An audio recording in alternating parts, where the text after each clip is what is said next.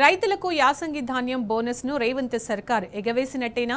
వానాకాలం కొనుగోళ్లు మొదలైనా యాసంగికి సంబంధించిన బకాయిలు అలాగే ఉన్నాయి.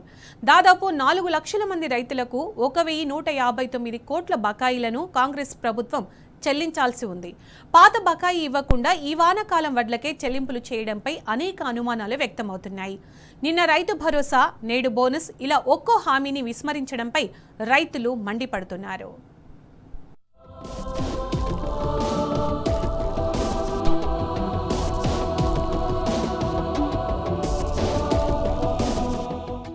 రైతులకు యాసంగి ధాన్యం బోనస్ను కాంగ్రెస్ సర్కారు ఎగవేసినట్టేనా?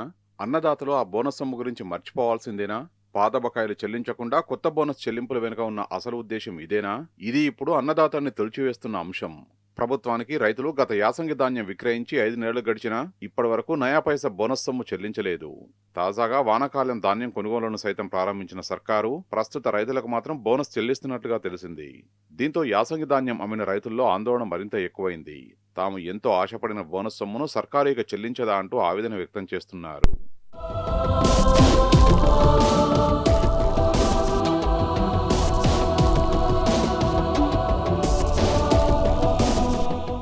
సాధారణంగా చెల్లింపుల్లో బకాయిలు ఉంటే ముందుగా వాటిని చెల్లించి ఆ తర్వాత కొత్త చెల్లింపులు చేపట్టాలి. కానీ రాష్ట్ర ప్రభుత్వం మాత్రం ఇందుకు విరుద్ధంగా వ్యవహరిస్తున్నది. గత బోనస్ చెల్లింపులపై రైతులకు ఎగనామం పెడుతున్న సర్కారు కేవలం ఈ వానాకాలం చెల్లింపులు చేస్తుండడంపై అన్నదాతలు తీవ్రంగా మండిపడుతున్నారు. ఇప్పుడు వానాకాలం ధాన్యం అలా మొదలైందో లేదో ఇలా బోనస్ చెల్లింపుల్ని సైతం ప్రారంభించింది.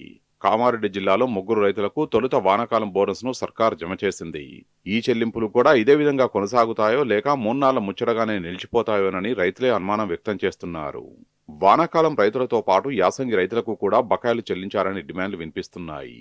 ఇంకా ఎన్నాళ్ళు ఎదురు చూడాలంటూ యాసంగి ధాన్యం అమ్మిన రైతులు సర్కారును ప్రశ్నిస్తున్నారు.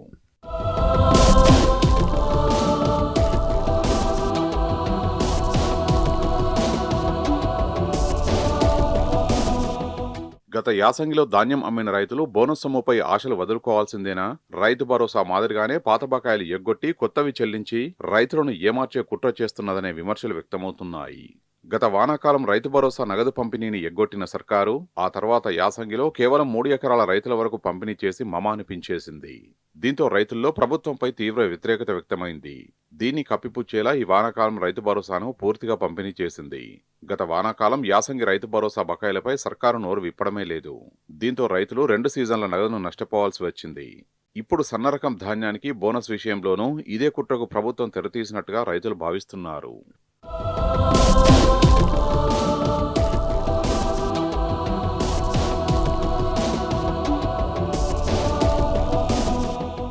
గత యాసంగిలో ప్రభుత్వం రాష్ట్ర వ్యాప్తంగా 4.09 లక్షల మంది రైతుల నుంచి 23.19 లక్షల టన్నుల సన్నరకం వరిధాన్యాన్ని కొనుగోలు చేసింది. ఇందుకు ₹500 చొప్పున 1159.64 కోట్ల రూపాయలు చెల్లించాల్సి ఉంది. గత ఏప్రిల్, మే నెలల్లో ధాన్యం కొనుగోలు చేయగా ఇప్పటికీ రైతులకు బోనస్ బకాయిలే చెల్లించలేదు. సెప్టెంబర్ నెలాఖరులోగా చెల్లించేందుకు ప్రభుత్వం ప్రయత్నిస్తున్నట్లు గతంలో సివిల్ సప్లై అధికారులే స్వయంగా చెప్పారు. కానీ ప్రస్తుతం అక్టోబర్ నెల పూర్తవుతున్నా నేటికి బకాయిల ఊసే ఎత్తడం లేదు.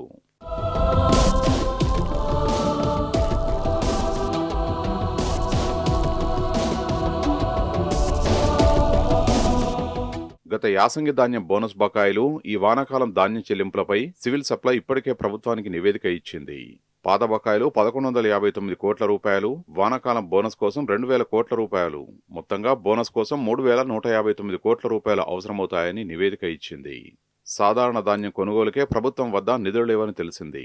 మొత్తం 19,000 కోట్లు అవసరముండగా 7,000 కోట్ల రూపాయలు మాత్రమే ప్రభుత్వం వద్ద ఉన్నట్టు తెలిసింది. దీంతో బకాయిలు చెల్లించేందుకు సర్కారు ఖజానాలో నిధులు లేవని తేటతెల్లమైంది. ఇతరేతర అవసరాలకు కోట్లాది నిధులు ఖర్చు చేస్తున్న రేవంత్ సర్కార్ రైతుల సంక్షేమంపై ఎందుకు నిర్లక్ష్యం చూపుతున్నదని విమర్శలు వ్యక్తమవుతున్నాయి.